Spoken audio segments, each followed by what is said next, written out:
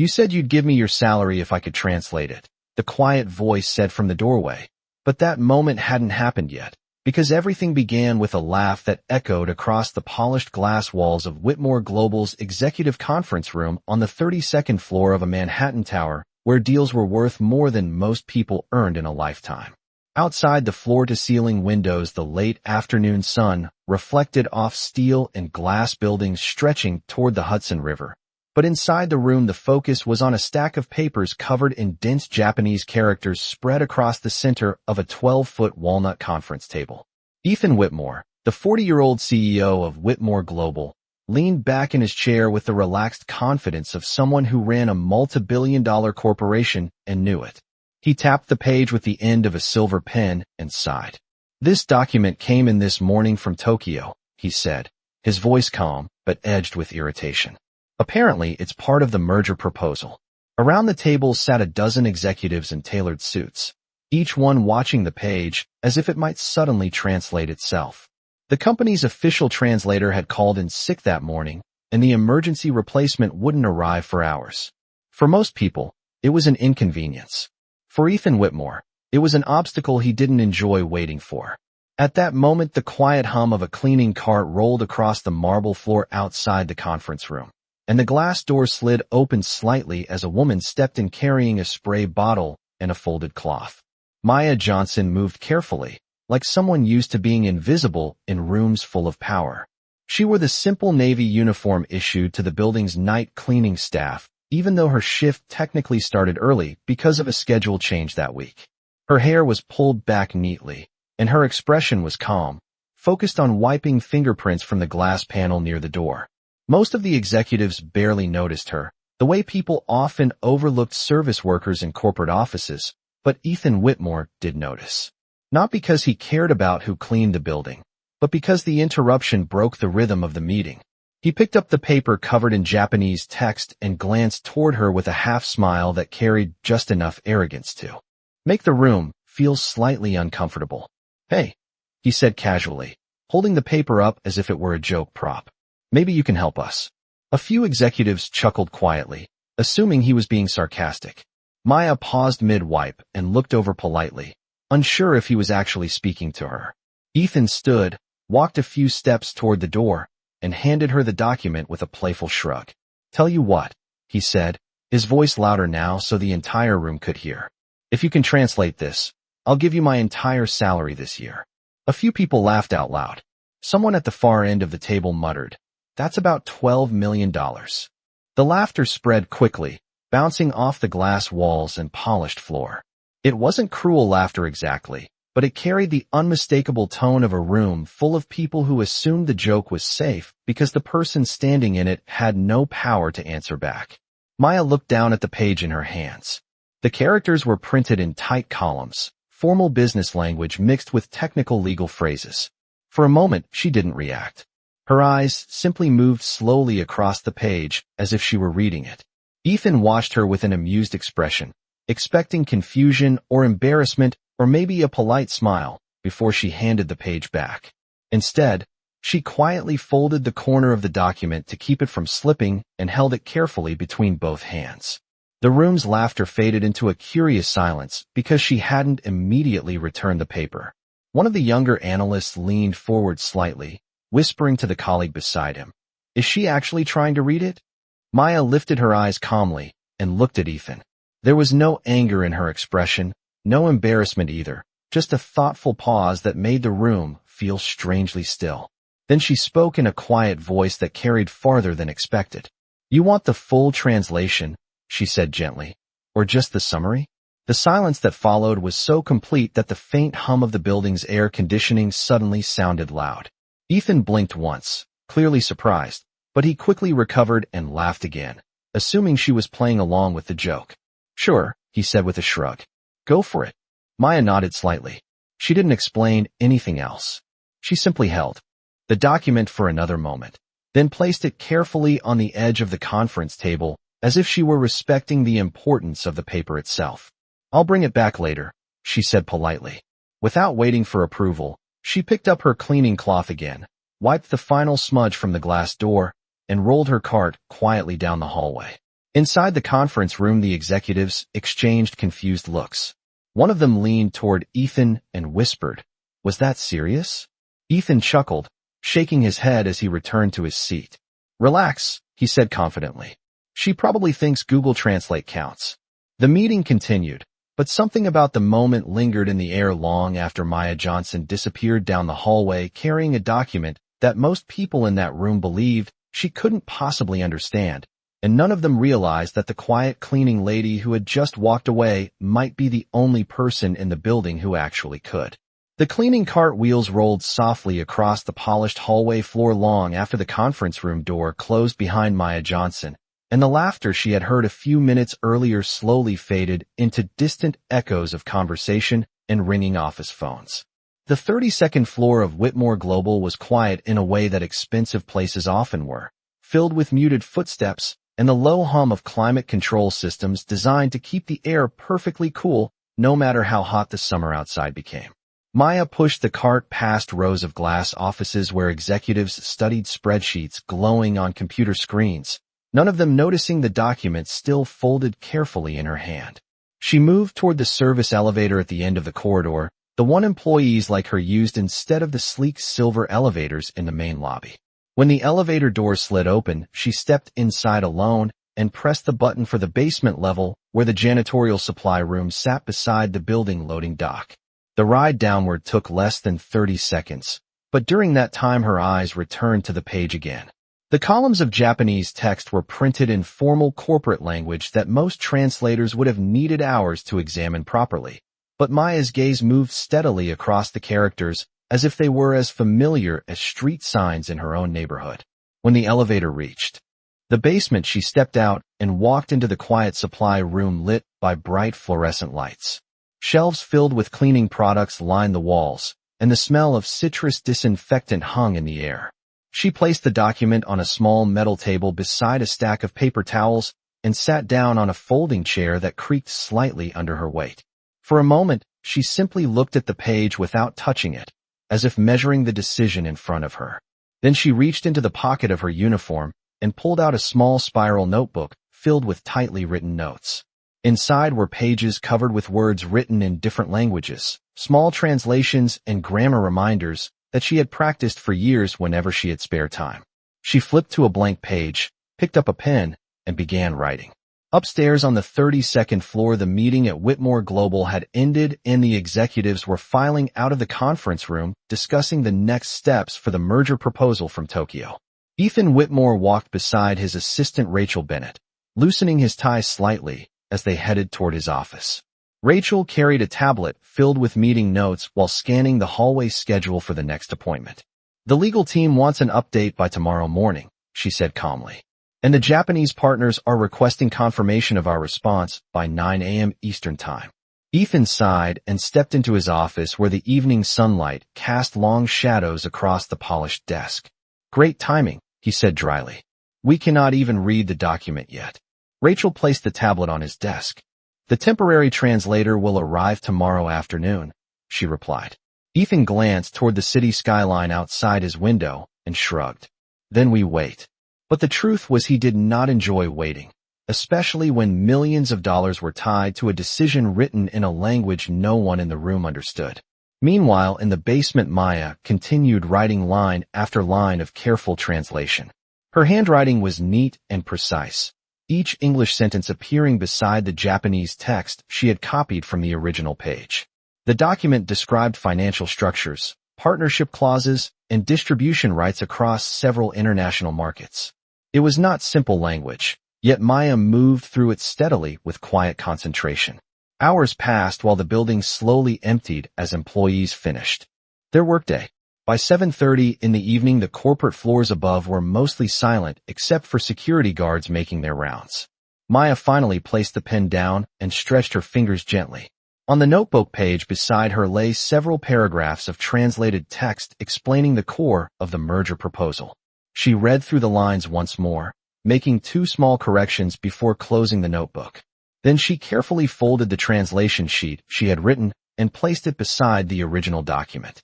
For a moment, she looked at both pages together and allowed herself a small, thoughtful smile, not proud or dramatic, just the quiet satisfaction of finishing something correctly. She slipped the translated page back into the folder with the original document and stood up, placing the notebook back into her uniform pocket. The hallway outside the supply room was almost empty now. She pushed the cleaning cart toward the service elevator again and returned to the upper floors where the conference room still waited under dim evening lights. When she reached the 32nd floor, she walked down the quiet corridor and gently opened the conference room door. The long walnut table sat empty now, the chairs pushed neatly into place as if the tension of the afternoon meeting had never existed. Maya walked to the center of the table and placed the translated page neatly on top of the original document. She smoothed the edge so it would not curl and looked at it one final time. Then she turned off the lights, closed the glass door, and continued down the hallway with her cleaning cart, leaving behind a document that by morning would quietly change the way the most powerful people in that building saw the woman they had barely noticed.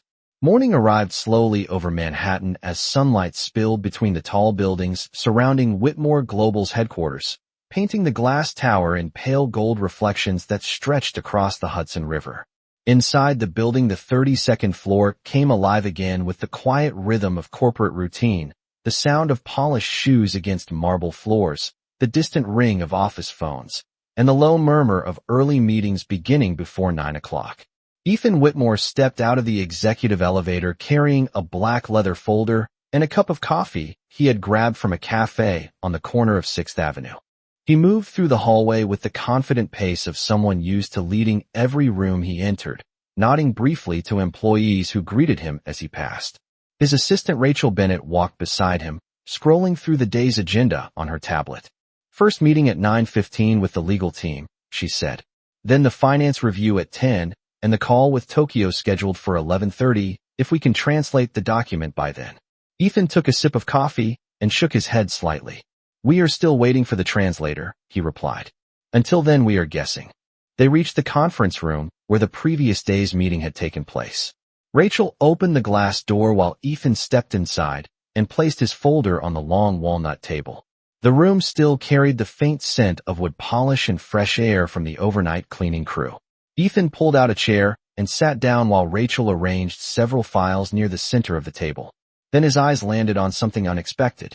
The Japanese document from the previous afternoon was still there exactly where he had left it, but now another sheet of paper rested neatly on top of it. Ethan frowned slightly and leaned forward. "Rachel," he said quietly, "did someone leave this here?" Rachel stepped closer and glanced at the table. "I do not think so," she replied. Ethan lifted the page and began reading the text written across it.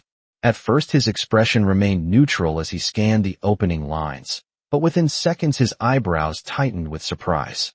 The page contained a full English translation of the Japanese proposal, written clearly and organized into paragraphs that mirrored the original structure of the document. Every financial term and legal clause appeared carefully explained, as if translated by someone deeply familiar with both languages and the complexity of international business agreements. Ethan turned the page slightly toward the window light and read another section describing the ownership distribution between Whitmore Global and the Tokyo partner company. The translation did not look rushed or mechanical. It looked precise. Rachel leaned over his shoulder. "What is it?" she asked. Ethan lowered the paper slowly. "It is the translation," he said. Rachel blinked. "Already?" Ethan nodded while scanning the lines again to be certain. "And it is correct, at least from what I can tell." Rachel crossed her arms thoughtfully. "Maybe the night cleaning staff found someone to do it," she suggested. Ethan gave a small, amused breath. "Unless our janitors run translation firms after midnight. That seems unlikely." He flipped through the pages again and noticed something else that made him pause. Near the bottom of the translation, someone had written a small note explaining that one particular clause in the merger agreement could create a financial risk if interpreted incorrectly.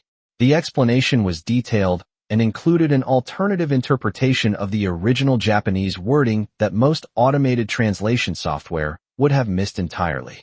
Ethan sat back in his chair, suddenly far more interested in the document than he had been the previous afternoon. "Who had access to this room overnight?" he asked. Rachel tapped a few commands into her tablet. "Cleaning staff and security," she replied. "Standard building access." Ethan placed the translated page on the table and stared at it for another moment. Find out which cleaning team worked this floor last night, he said calmly. Rachel looked up from the tablet. You think one of them did this?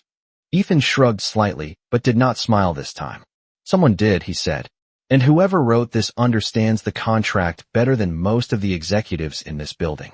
Rachel nodded and stepped into the hallway to contact building management, while Ethan remained seated at the table, rereading the translation from the beginning. The more he examined it, the more certain he became that the work had been done by someone highly trained. The grammar was flawless. The legal terminology matched the style used by international corporate lawyers. Even the formatting suggested a careful mind used to analyzing complex information.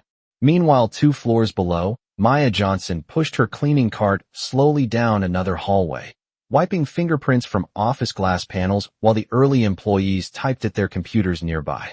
She moved quietly through the morning routine she had followed for months, collecting trash bins, straightening chairs, and polishing the edges of conference tables. Nothing about her expression suggested she was thinking about the document she had left upstairs hours earlier. She simply worked with the same calm focus she always carried, unaware that above her on the 32nd floor the most powerful man in the building had just begun asking a question that would soon lead directly to her. The question Ethan Whitmore asked that morning did not disappear after the meeting ended, and by mid-morning the curiosity had quietly spread across the executive floor like a puzzle no one could immediately solve. The translated document still sat on the conference table while legal analysts and financial advisors gathered around it, each one studying the lines carefully with growing surprise. One of the senior attorneys adjusted his glasses and read a paragraph aloud describing the revenue distribution clause between Whitmore Global and the Tokyo partner company. He stopped halfway through and looked up. This translation is not just accurate, he said slowly.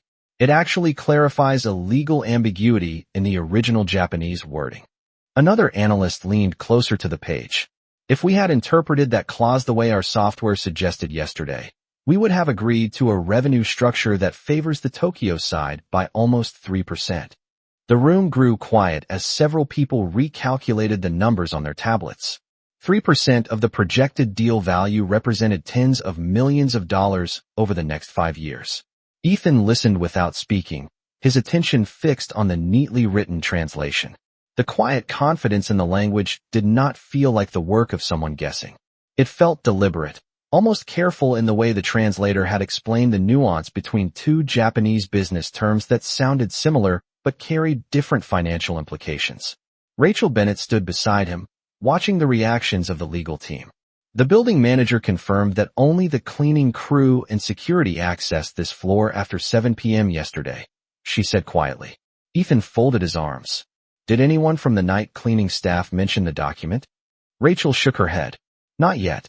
Ethan glanced once more at the translation sheet, and then back toward the glass doors of the conference room, where employees were beginning to pass by in the hallway.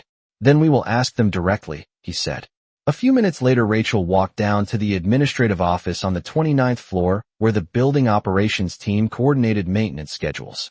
The office manager pulled up the cleaning roster from the previous night and scanned the list. The crew assigned to the executive floors includes 3 employees, she explained. Carlos Ramirez, Daniel Park, and Maya Johnson. Rachel wrote the names down. Which one worked the 32nd floor conference rooms? The manager checked the schedule again. Maya Johnson, she said. Rachel thanked her and returned upstairs while Ethan remained in his office reviewing the translation again. When she stepped through the door, he looked up immediately. Well, he asked. Rachel handed him the note with the name written neatly across the top. Ethan read it once and leaned back slightly in his chair. Maya Johnson. He repeated quietly, remembering the woman with the cleaning cart from the afternoon before. For a moment he said nothing else. The image of her standing calmly in the doorway returned to his mind, along with the unexpected question she had asked before leaving the room. You want the full translation or just the summary? At the time he had assumed it was a polite joke. Now it sounded different. Rachel watched his expression. You think she wrote it, she said. Ethan did not answer right away. Instead, he stood and walked to the window overlooking the busy Manhattan streets below where yellow taxis moved between traffic lights and pedestrians crossed wide avenues carrying coffee cups and briefcases. Finally, he turned back toward his desk. If she did, he said slowly, Then the most qualified translator in this building is pushing a cleaning cart. Rachel raised one eyebrow thoughtfully. Should we bring her up here? Ethan considered the idea for a moment. Not yet, he replied. First, I want to be certain. Down on the 29th floor, Maya Johnson continued her work quietly in the long hallway outside the marketing department offices. The early morning rush had passed, and most employees were now absorbed in their screens while the occasional printer hummed in the background. Maya wiped down the glass panel of a meeting room door and straightened the chairs inside before moving on to the next office. She did not appear nervous or distracted. Her movements were steady and routine, the same pattern she had followed every morning for months. Yet the small notebook in the pocket of her uniform carried pages filled with years of practice that no one in the building had ever noticed. As she reached the end of the hallway, she paused briefly beside a window overlooking the city and adjusted the cleaning supplies on her cart. From this height, the streets looked small and distant, the morning sunlight reflecting off rows of cars moving slowly through traffic. For a moment, she simply watched the view before returning to her work. She had no idea that upstairs the executives of Whitmore Global were still studying the translation she had left behind and realizing that whoever wrote those careful lines might have quietly protected the company from a costly mistake. And at that same moment, Ethan Whitmore, the man who had laughed the day before, was beginning to realize that the person he had joked with might be someone he had seriously underestimated. The name Maya Johnson stayed in Ethan Whitmore's mind longer than he expected that morning, repeating quietly in the back of his thoughts while the rest of the executive team continued discussing numbers, risk assessments, and legal interpretations around the conference table. Most people in the room had already accepted that the mysterious translation must have come from someone on the cleaning staff, but none of them seemed particularly interested in finding out more. To them, it was simply a strange coincidence. To Ethan, it felt like a question that demanded an answer. He stood slowly and gathered the translated pages from the table while the legal team finished their analysis. One of the senior attorneys cleared his throat. Whoever wrote this, he said thoughtfully, saved us from a very expensive misunderstanding. Ethan nodded without smiling. That is exactly why I want to know who wrote it. A few minutes later, he stepped into the hallway outside the conference room, with Rachel Bennett walking beside him. The morning activity on the executive floor had increased now, employees carrying laptops between offices while the faint smell of fresh coffee drifted through the corridor. Ethan glanced at the note Rachel had given him earlier with the cleaning staff roster. You said Maya Johnson worked this floor last night, he said. Rachel nodded. According to building operations, yes. Ethan looked down the hallway toward the elevators. Then let us go find her. They took the service elevator down 3 floors where the administrative offices and support departments occupied quieter spaces than the executive level above. When the elevator doors opened, Ethan stepped into a hallway he rarely visited, a long corridor lined with smaller offices and storage rooms. At the far end of the hall, a cleaning cart stood beside an open office door where someone was wiping the glass conference table inside. Rachel glanced toward the cart and then back at Ethan. That might be her, she said quietly. Ethan walked forward slowly, his polished shoes making soft sounds against the floor. Inside the office, Maya Johnson stood near the window wiping the edge of the table with a cloth while morning sunlight filtered through the blinds and cast thin lines of light across the room. She did not notice them immediately because she was focused on finishing the task before moving on to the next office.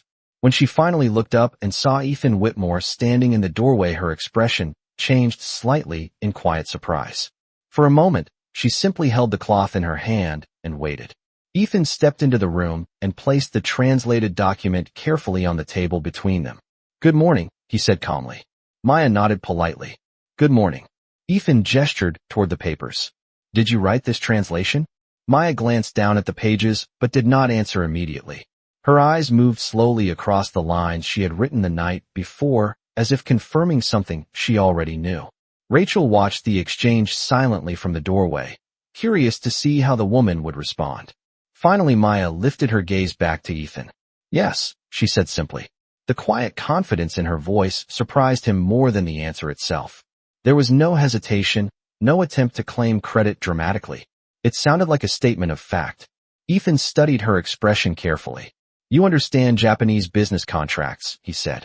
Maya folded the cleaning cloth neatly in her hands before replying. Yes. Ethan glanced again at the translation and then back at her. Where did you learn? Maya hesitated for a moment, not because she did not want to answer, but because the question carried memories she rarely spoke about. College, she said softly. Ethan tilted his head slightly. Which college? Maya took a breath before answering. Columbia University. Rachel's eyes widened slightly in surprise. Columbia was one of the most respected universities in the country, known for demanding academic programs that required years of intense study. Ethan looked at Maya again, as if seeing her for the first time. The cleaning uniform and the cart beside the door suddenly seemed like details that did not fit the rest of the picture. You studied languages there, he said. Maya nodded once. Linguistics. The room grew quiet again. Outside in the hallway, someone pushed a cart past the office door, the faint sound of wheels rolling across the floor echoing briefly before fading away. Ethan leaned forward slightly with genuine curiosity, now replacing the amused tone he had carried the day before. If you studied linguistics at Columbia, he said carefully, why are you working here as a cleaning employee? Maya did not appear offended by the question. Instead, she looked down at the cloth in her hands, and then toward the sunlight crossing the office floor. Life changes plans sometimes, she said quietly. The simplicity of the answer left the room silent for a moment longer. Ethan Whitmore looked at the translated document again, and then back at Maya Johnson, realizing that the person he had laughed with the afternoon before might be someone whose story he had not even begun to understand. For several seconds after Maya Johnson spoke, the office remained quiet except for the faint hum of the building ventilation system moving air through the vents above them. Ethan Whitmore looked at her with a different expression now, the casual confidence he had shown the day before replaced by something more thoughtful. The translated document still rested on the table between them, and the significance of it had begun to settle deeper in his mind. Someone who could produce a translation of that level overnight was not simply someone who once studied languages casually. That required training, discipline, and years of practice. Rachel Bennett stepped slightly closer to the table, still processing what she had just heard. Columbia University, she repeated softly, almost to herself. Maya gave a small nod, but did not elaborate further. She picked up the spray bottle from her cart and set it carefully on the edge of the table, as if continuing the task she had started before they entered. Ethan noticed the calmness in her movements. She was not nervous in the way many employees might be when standing in front of the chief executive officer of a billion-dollar company. Instead, she seemed composed, almost quietly grounded in the moment. Ethan glanced again at the translation pages and then back at her. You translated the entire proposal last night, he said. Maya nodded once. Yes. That document is more than 20 pages in the original version, Ethan continued. It contains financial structures, intellectual property clauses, and joint market distribution agreements. Maya's voice remained steady. I noticed. Rachel could not help letting out a small breath of disbelief. Most professional translators would ask for at least a full day to complete something like that, she said. Maya looked toward the window briefly before answering. I had time. Ethan studied her carefully. You also included a legal clarification on Clause 14, he said. The part about revenue allocation. Maya nodded again. The Japanese phrasing can be interpreted two different ways, she explained calmly. One interpretation benefits Whitmore Global. The other benefits the Tokyo partner company. The original sentence structure suggests the first meaning, but automated translation software would probably select the second. Ethan felt a quiet sense of respect rising in his chest as he listened. She was not simply translating words. She understood the business implications behind them. Our legal team said the same thing this morning, he replied. Maya looked slightly surprised at that, but said nothing. For a moment the three of them stood in silence while employees moved through the hallway outside the office. The corporate world continued its normal rhythm, unaware that an unusual conversation was unfolding behind the glass door. Finally, Ethan spoke again. You said you studied linguistics at Columbia, he said. Did you graduate? Maya hesitated for the first time since the conversation began. Her eyes moved briefly toward the floor before she answered. No, Rachel tilted her head slightly. Why not? Maya did not appear uncomfortable with the question, but the answer carried weight. My mother became sick during my third year, she said quietly. I needed to work full-time to support us. Ethan listened without interrupting. Maya continued speaking with the same calm tone. Tuition became difficult after that. Eventually, I had to leave school. The explanation was simple, yet it carried the kind of life decision that changes everything quietly over time. Rachel's expression softened slightly as she understood what Maya meant without needing more detail. Ethan leaned back against the edge of the table, thinking for a moment. So you studied multiple languages at Columbia, left school to take care of your mother, and now you work as a cleaner in a corporate building, he said slowly. Maya shrugged gently. It is honest work. Ethan did not argue with that. Instead, he looked again at the translation sheet resting on the table. The handwriting was precise and organized, reflecting a mind trained to analyze language carefully. Do you still study languages? He asked. Maya reached into the pocket of her uniform and pulled out the small spiral notebook she carried with her. She opened it to reveal pages filled with vocabulary notes, grammar structures, and translations written in several different scripts. Japanese characters filled one section, followed by Mandarin phrases and French sentence patterns. Whenever I have spare time, she said. Rachel stepped closer to look at the pages. You practice during breaks? Maya nodded. And on the subway ride home. Ethan looked at the notebook and then back at Maya with growing realization. The talent standing in front of him had not disappeared simply because circumstances had forced her into a different job. It had continued quietly, practiced in spare moments between cleaning offices and riding the subway across the city. He crossed his arms thoughtfully and spoke with a tone that carried genuine curiosity now instead of amusement. Maya, he said, do you realize that the translation you wrote last night may have protected this company from making a mistake worth tens of millions of dollars? Maya closed the notebook gently and placed it back into her pocket. I only translated the document, she replied. Ethan shook his head slightly. No, he said quietly. You did much more than that. And for the first time since he had stepped into the office that morning, Ethan Whitmore began to wonder what would happen if the person who had just proven her skill with a single document was given the opportunity to use those abilities in a place where they were actually recognized. The quiet office where Maya Johnson stood with her cleaning cart no longer felt like an ordinary workplace moment, because the conversation that had started there had begun shifting the balance of how the people in that building saw her. Ethan Whitmore remained leaning against the edge of the table, looking at her with a thoughtful expression that had replaced the casual confidence he normally carried in meetings. Rachel Bennett watched the exchange closely, sensing that the situation had moved beyond curiosity and into something far more serious. The translation pages still rested neatly on the table between them, the proof of what Maya had done only hours earlier. Ethan finally spoke again, his voice calm but deliberate. Maya, the company has a call with our partners in Tokyo in less than 2 hours. He said, normally we would have a professional translator handling the conversation. Maya nodded slightly, but did not say anything. Ethan continued, the person scheduled to translate today is not arriving until tomorrow afternoon. Rachel folded her arms lightly. Which means we still do not have anyone prepared for the meeting, she added. Maya glanced briefly at the translated pages, already understanding where the conversation was heading. Ethan watched her reaction carefully. I want you to sit in on that call, he said. The room fell silent for a moment. Maya looked at him with quiet surprise. As a translator? She asked. Ethan nodded. Yes. Maya hesitated, not because she doubted her ability, but because she understood the unusual nature of the request. I work for the cleaning staff, she said calmly. Ethan shook his head slightly. Right now you are the only person in this building who understands that document better than anyone else. Rachel stepped closer and added gently, the meeting will be conducted mostly in Japanese. If our interpretation is wrong, the entire negotiation could shift. Maya considered the situation carefully. She had spent years studying language structures, cultural nuance, and negotiation terminology during her time at Columbia University. Translating a business discussion was something she knew she could do.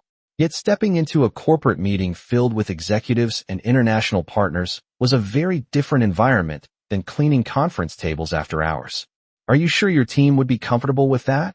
She asked quietly. Ethan gave a small, thoughtful smile. My team cares about results, he replied.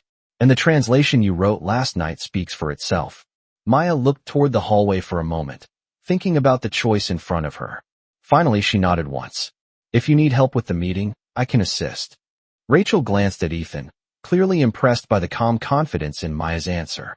Ethan straightened slightly from the table and spoke with a tone that carried quiet authority. Then it is settled. He paused before adding something else that seemed to carry personal meaning. And Maya, he said, you will not be assisting as a cleaner. You will be assisting as a translator. Maya did not respond with excitement or surprise. Instead, she simply acknowledged the statement with a polite nod, as if the role itself mattered less than doing the job correctly. Ethan gathered the translation pages and handed them back to her. Review the key sections before the meeting, he said. The discussion will focus on Clause 14 and the distribution structure across the Asian markets. Maya accepted the papers. Understood. Rachel checked the time on her tablet. The call begins at 11:30 sharp, she said. We should prepare the conference room. Ethan turned toward the door, but paused briefly before leaving. For the first time since the previous afternoon, he looked directly at Maya with a more personal tone. Yesterday, I made a joke about your ability to translate that document, he said. Maya met his gaze calmly. Ethan continued, it appears the joke was on me. A faint smile touched Maya's expression, not mocking but quietly understanding. Sometimes people see only the job someone is doing, she replied softly, not the things they have learned along the way. Ethan nodded once, acknowledging the truth in her words. Then he stepped into the hallway with Rachel beside him as they headed back toward the executive floor to prepare for the international call. Maya remained in the office for another moment holding the translated document, the sunlight from the window casting a warm glow across the pages she had written the night before. Within less than 2 hours, she would be sitting at a table with executives and international partners discussing a deal worth hundreds of millions of dollars. Yet her expression remained steady and calm, because for Maya Johnson the language of negotiation was not unfamiliar. It was simply a skill she had carried quietly through life, waiting for the moment when someone would finally notice it. By late morning, the executive conference room on the 32nd floor of Whitmore Global looked very different from the quiet space Maya Johnson had cleaned the night before. Large monitors had been turned on, the long walnut table was filled with folders and laptops, and several senior executives had already taken their seats while reviewing financial projections on their screens. Outside the glass walls, the city of Manhattan stretched under a bright sky. But inside the room, the atmosphere carried the focused tension of a negotiation worth hundreds of millions of dollars. Ethan Whitmore stood near the head of the table, speaking quietly with Rachel Bennett, while the legal team organized documents for the call with Tokyo.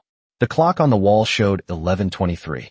7 minutes. Rachel said softly while checking the meeting schedule on her tablet. Ethan nodded and glanced toward the door, as if expecting someone to arrive. Several executives exchanged curious looks because they had heard a brief explanation that morning about the translation of the proposal, but few of them fully understood what was about to happen. One of the financial directors leaned toward the attorney beside him and whispered, "Are we still waiting for the translator?" The attorney shook his head slightly. Apparently not. At that moment, the conference room door opened quietly, and Maya Johnson stepped inside, holding the translated document and her small notebook. She had taken a few minutes to change into a simple gray blazer that one of the administrative assistants had offered her, so she would feel more comfortable sitting in the meeting. The blazer was slightly large for her shoulders, but neat and professional. The room grew unexpectedly quiet as the executives noticed who had entered. Some of them recognized her from the cleaning staff that worked the floor each evening, and their expressions showed a mixture of confusion and curiosity. Ethan looked up from the table and gave a small nod of acknowledgement. "Maya," he said calmly, "please have a seat."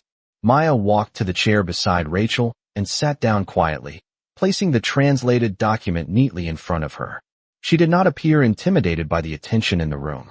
Instead, she opened her notebook and reviewed a few lines she had written earlier while preparing for the call.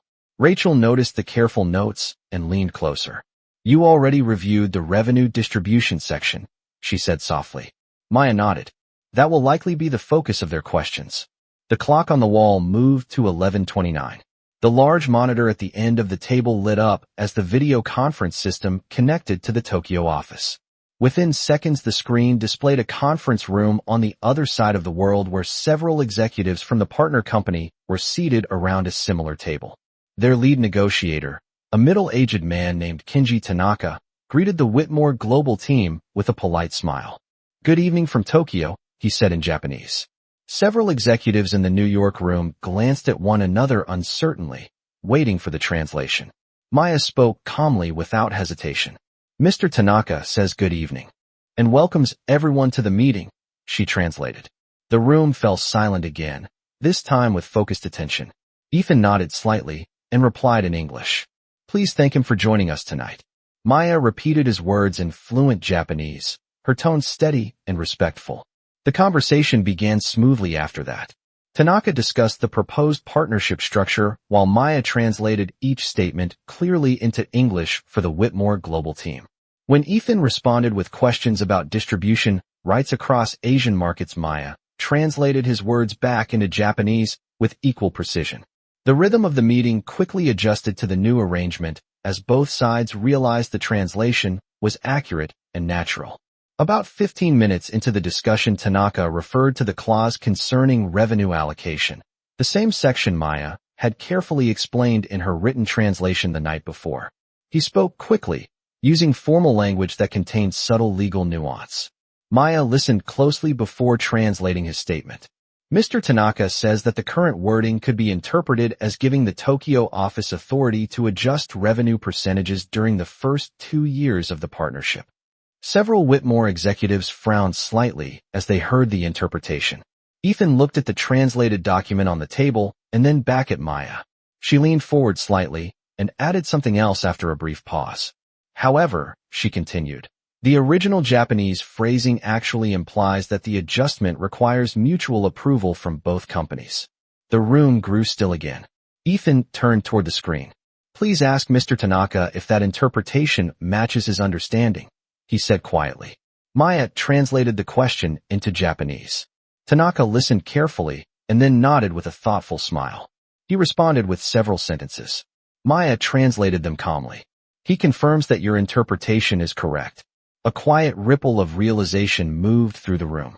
Without that clarification, Whitmore Global might have accepted a contract clause that gave the Tokyo partner greater control over future revenue distribution. Ethan Whitmore leaned back in his chair slowly, his expression showing a mixture of relief and admiration.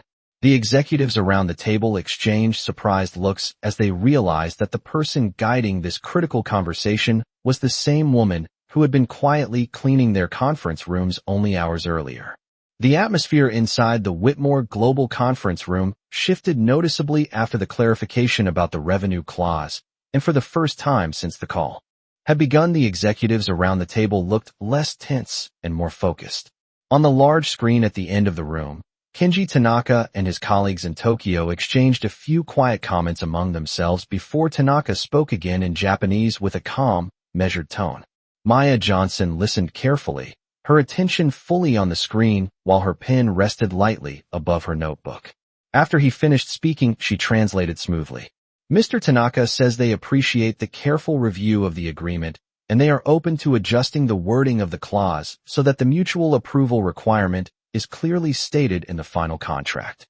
A subtle sense of relief moved through the Whitmore Global team.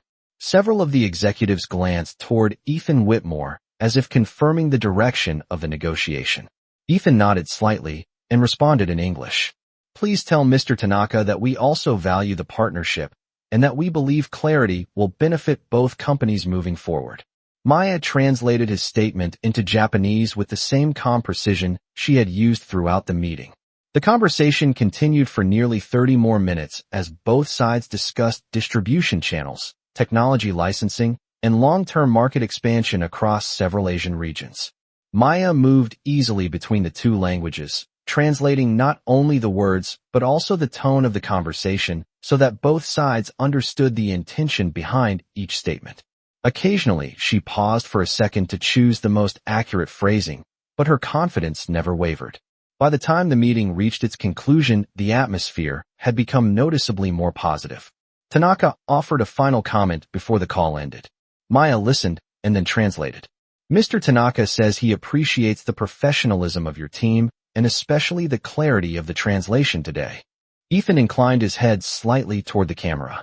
"Please thank him for his time," he replied. Maya repeated the message in Japanese. Tanaka nodded politely before the screen went dark and the video connection ended. For a moment the room remained silent as everyone processed what had just happened.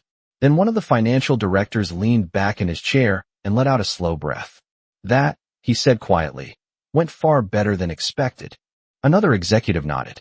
If that clause had remained ambiguous, the financial implications could have been enormous. Rachel Bennett closed her tablet and looked toward Maya with genuine respect. Your interpretation of the wording changed the entire discussion, she said. Maya simply gave a modest nod. The phrasing in formal Japanese contracts can be very precise, she replied calmly.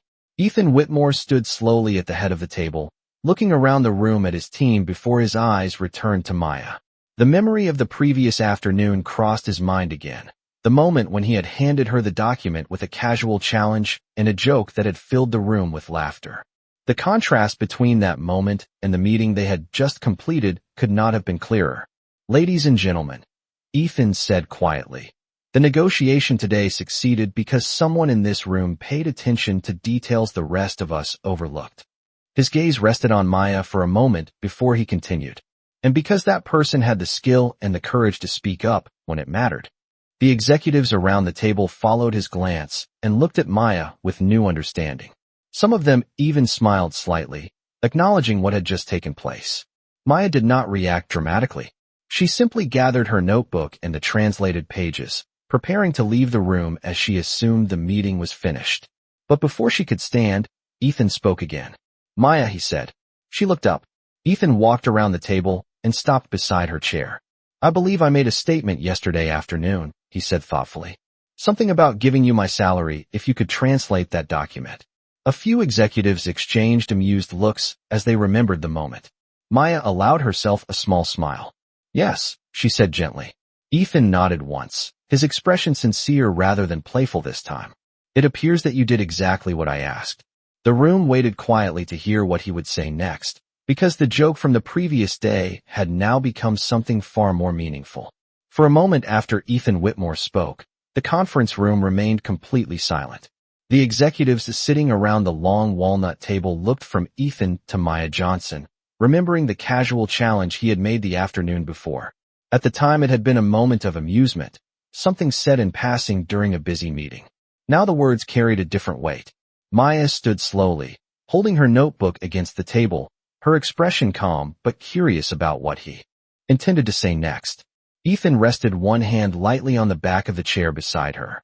Yesterday I made a joke, he said, his voice steady but thoughtful. I said that if you could translate the document, I would give you my salary. A few quiet smiles appeared around the table as the memory returned. Ethan continued before anyone could interrupt. At the time I believed the challenge was impossible. He paused briefly and looked at the translated pages still resting near the center of the table. Today we learned that not only was it possible, but it may have saved this company tens of millions of dollars. Rachel Bennett folded her arms gently, watching Maya with genuine admiration. One of the financial directors nodded in agreement. That clarification changed the entire structure of the deal, he said quietly. Ethan turned slightly so that he was facing the entire room. Whitmore Global negotiates partnerships all over the world, he continued. And we rely on people who can understand language, culture, and nuance at the highest level. His eyes returned to Maya. You demonstrated all three today. Maya did not appear overwhelmed by the attention. She simply listened quietly, the same calm composure she had shown throughout the meeting. Ethan reached into the inner pocket of his jacket and removed a small leather business card holder. From it, he took one of his personal cards and placed it on the table in front of her. I am not going to give you my salary, he said with a small hint of humor that eased the tension in the room. A few executives laughed softly. But I am going to offer you something much more appropriate. Maya looked down at the card and then back at him. Ethan spoke clearly so everyone in the room could hear. I would like you to join Whitmore Global as a language and international communications consultant. The room grew quiet again as the meaning of the offer settled in. Rachel smiled slightly because she had expected something like this, but had not known how directly Ethan would say it. Maya looked at the card for a moment before answering. I appreciate the offer, she said gently. But I do not have a completed degree. Ethan shook his head. Degrees measure education, he replied. What you showed today was expertise. Several executives nodded in agreement. The legal director leaned forward slightly. Frankly, most consultants we hire could not have explained that clause as clearly as you did, he added. Maya considered the words carefully. For years she had carried her knowledge quietly, practicing languages in notebooks during subway rides and late evenings after work. She had never expected it to lead back into a professional environment like this. Ethan noticed the thoughtful look in her eyes. This is not charity, he said firmly. It is recognition. Maya looked up again, meeting his gaze with quiet confidence. Members quietly approached Maya Johnson to thank her for the clarity she had brought to the negotiation. For the first time since she had entered the room, Maya felt the attention of the entire executive floor directed toward her in a new way. Yet she remained calm, holding the same notebook she had carried for years during late subway rides and quiet evenings of study. Ethan Whitmore watched the interactions for a moment before turning to Rachel Bennett. Please schedule a follow-up session with the legal team this afternoon, he said. Rachel nodded. They will want to review the revised language before the next call with Tokyo.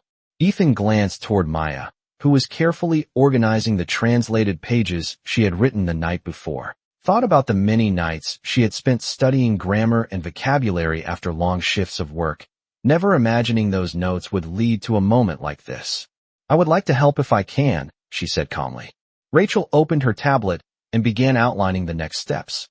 Human Resources will prepare the paperwork this afternoon, she explained. Your role will begin as a consultant while we determine the structure of a permanent position. Maya listened carefully and then asked a quiet question. Does the cleaning department know about this yet? Rachel smiled. Not yet. Ethan added gently. But they will, quietly with one another about the legal structure of the partnership. Challenged to approach thoughtfully. A notification sound appeared on Rachel's tablet a few minutes later. She read the message and smiled. Tokyo has acknowledged the revised document, she announced.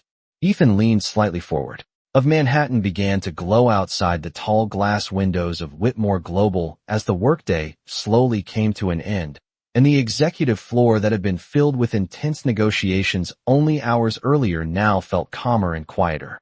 Most of the employees had already left for the evening, their footsteps fading down the hallways as the last emails of the day were sent and the final meetings concluded, and rested his hand lightly on the polished surface. Yesterday afternoon you were cleaning this room, he said.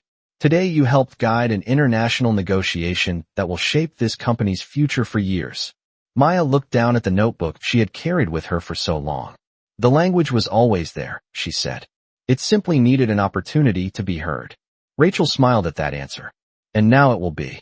Ethan nodded in agreement. Tomorrow we will begin preparing you for the next round of negotiations, he said. Our company works with partners across Europe, Asia, and South America. Someone with your understanding of language and culture will be invaluable. Maya listened quietly before responding. I will continue studying, she said. Ethan laughed gently. I have no doubt about that. The three of them stood together for a moment looking out across the city skyline, where the lights of Manhattan reflected across the river in the distance. It was the kind of view that reminded people how large the world could be and how many possibilities existed beyond the path they originally expected. Finally, Maya gathered her notebook and turned toward the door. Thank you for the opportunity, she said calmly. Ethan shook his head slightly. No, he replied. Thank you for reminding us that talent can exist anywhere. Maya nodded politely and stepped into the hallway where the quiet evening air of the building surrounded her once again. As she walked toward the elevator, she passed the same conference room she had cleaned for months, but now the future ahead of her looked entirely different. Behind her, inside the conference room where the events of the day had unfolded, Ethan Whitmore looked once more at the city skyline and thought about the moment when he had casually handed a document to a quiet cleaning employee and made a joke that now seemed almost unbelievable. What had begun as laughter had become one of the most important lessons he had learned in years, because sometimes the most valuable person in the room is the one no one has truly noticed yet.